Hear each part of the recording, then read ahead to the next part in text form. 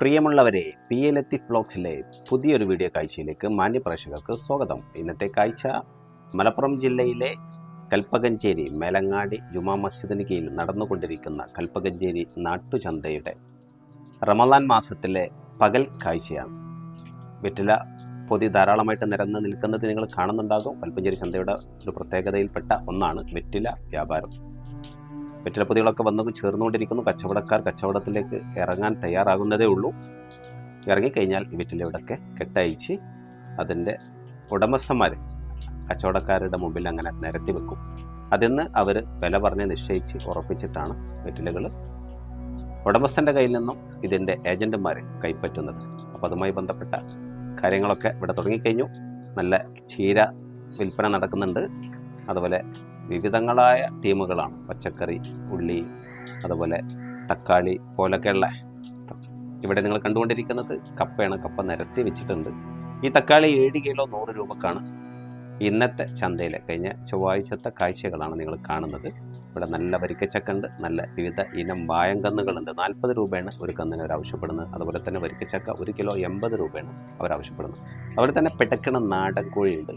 അതുപോലെ തന്നെ വിവിധങ്ങളായ അച്ചാറുകൾ ഇവിടെ നിങ്ങൾ കണ്ടുകൊണ്ടിരിക്കുന്നുണ്ടാവും. അതുപോലെ തന്നെ കുടുംബിനികൾക്ക് വീട്ടിലാവശ്യമായ പല പല സംഭവങ്ങൾ, ഫ്രൂട്ട്സുകൾ നിരനിരയായിട്ട് നിരത്തി വെച്ചിട്ടുണ്ട്. മുന്തിരി, ഓറഞ്ച്, മുസമ്പി, അതുപോലെ തന്നെ ബത്തക്ക ഒക്കെ ഇവിടെ നമുക്ക് കാണാൻ സാധിക്കും. ആപ്പിളുണ്ട്. അതുപോലെ തന്നെ ഇന്ന് സ്പെഷ്യലായിട്ട് ഇറാനിയൻ ബത്തക്ക ഉണ്ട്. അത് യെല്ലോയും റെഡും ഉണ്ട് എന്നുള്ളതാണ്. അതിൽ ചുവന്ന ബത്തക്കക്ക് വില പറയുന്നത് 30 രൂപയാണ്.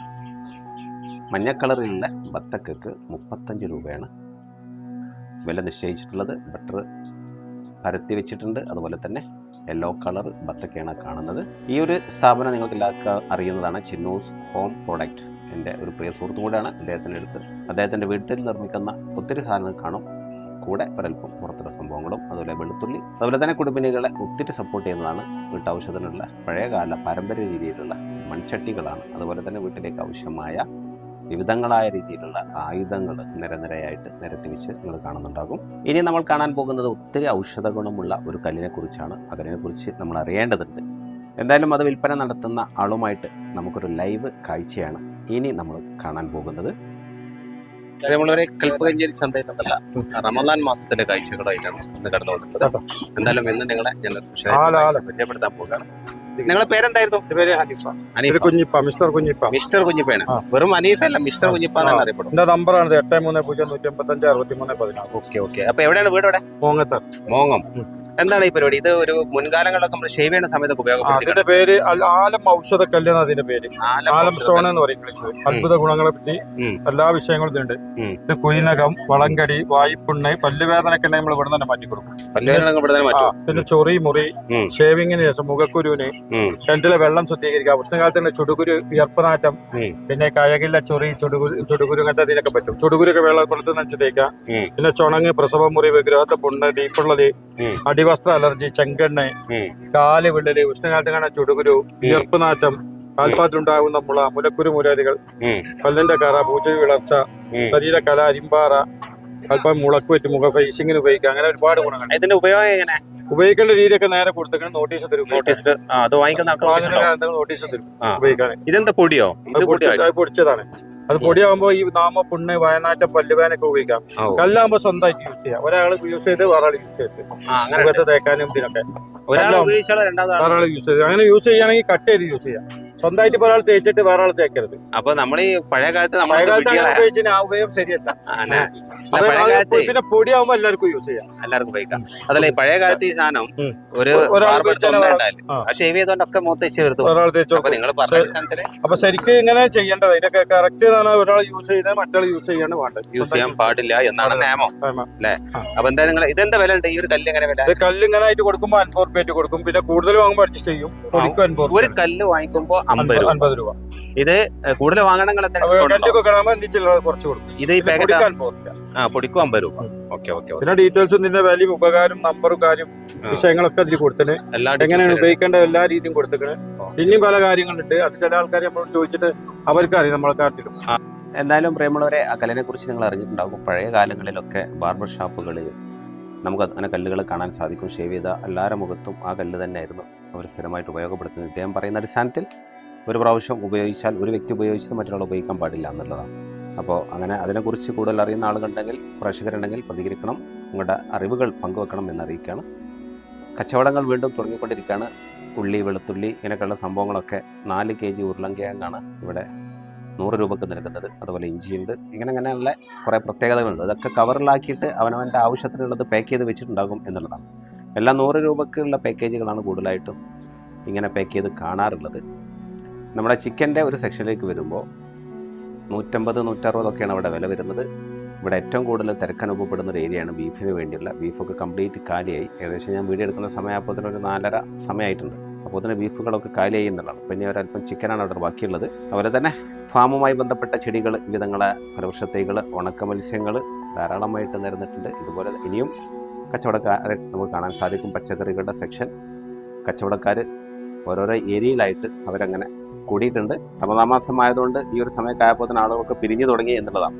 കുറേ നേരത്തെ തുടങ്ങും എന്നുള്ളതാണ്. ഫ്രൂട്ട്സ് അവിടെ അവസാനിക്കുന്നില്ല, വീണ്ടും ഫ്രൂട്ട്സിൻ്റെ കച്ചവടക്കാരുണ്ട്. അതുപോലെ നല്ല കോട്ടൺ തുണികൾ, റെഡിമെയ്ഡ് വസ്ത്രങ്ങൾ, പച്ചക്കറികളുടെ സെക്ഷൻ വീണ്ടും ആരംഭിക്കുകയാണ്. ഇങ്ങനെയൊക്കെയാണ്. ഇവിടെ ഒരു പ്രത്യേകത ഉണ്ട്. ഷൂ ആണ് നിരത്തി വെച്ചിട്ടുള്ളത്. 500 രൂപയാണ്. ഏതെടുത്താലും 500 രൂപ എന്നുള്ളതാണ്. അപ്പോൾ 500 രൂപക്ക് വിൽപ്പന നടത്തുന്ന ഷൂ ആണ് നിങ്ങളിവിടെ കണ്ടുകൊണ്ടിരിക്കുന്നത്. ഇവർ അടുത്ത ആഴ്ചയും ഇതുപോലെ ഉണ്ടാകുമോ എന്നൊരു ചോദ്യത്തിന് തീർച്ചയായിട്ടും ഉണ്ടാകും എന്നൊരു അഭിപ്രായമാണ് അവരുടെ ഭാഗത്തു നിന്ന് കിട്ടിയത്. കാര്യം പ്രേക്ഷകരിൽ ആരെങ്കിലുമൊക്കെ ഇത്തരം കാര്യങ്ങൾ പ്രതീക്ഷിച്ച് അവിടുത്തെ സമയത്ത് അതില്ല എങ്കിൽ അത് നമുക്ക് ബുദ്ധിമുട്ടാണ്. അതുകൊണ്ട് തന്നെയാണ് അവരോട് ചോദിച്ചത് അടുത്ത തവണ നിങ്ങൾ ഉണ്ടാകുമോ എന്ന്.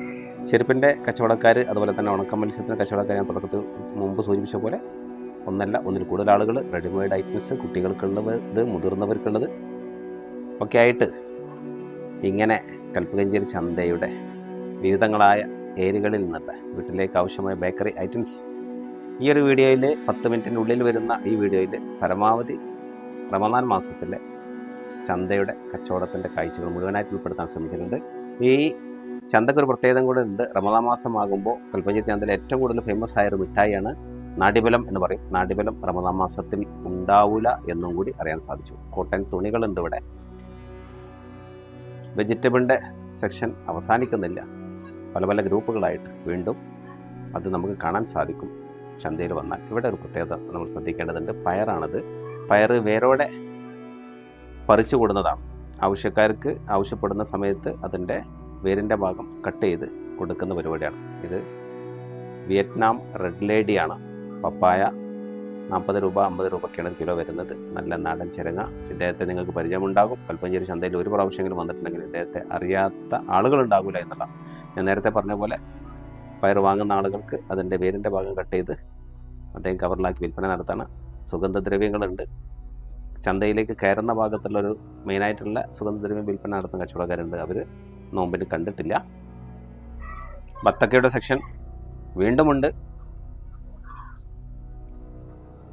അങ്ങനെയൊക്കെ പോകുന്നു ചന്തയുടെ കാഴ്ചകൾ. ഇനി നമ്മൾ ഇവിടുത്തെ ഏറ്റവും ഫേമസ് ആയി നിൽക്കുന്ന നാടിബലത്തിൻ്റെ ഭാഗത്തേക്ക് പോകുമ്പോൾ ഉള്ള കാഴ്ചകൾ നമുക്ക് കാണാനുണ്ട്.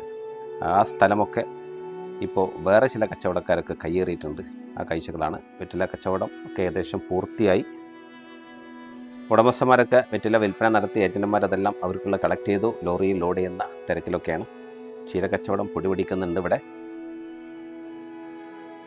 ഞാൻ നേരത്തെ പറഞ്ഞ പോലെ നാടിബലം വിൽപ്പന നടത്തുന്ന ആ ഒരു ഏരിയയാണ്. അവിടെ വിവിധങ്ങളായ ടേസ്റ്റിലുള്ള ചായപ്പൊടിയുടെ കച്ചവടമാണ് നടന്നുകൊണ്ടിരിക്കുന്നത്. എന്തായാലും പ്രിയമുള്ളവരെ, ഇതോടുകൂടെ ഈ വീഡിയോ ഞാൻ വൈൻഡപ്പ് ചെയ്യുന്നു. വീഡിയോ നിങ്ങൾക്ക് ഇഷ്ടമായ നിങ്ങളുടെ പ്രതികരണം അറിയിക്കുക. ഒരു ലൈക്ക് ചെയ്യുക, ഷെയർ ചെയ്യുക. Thank you for watching.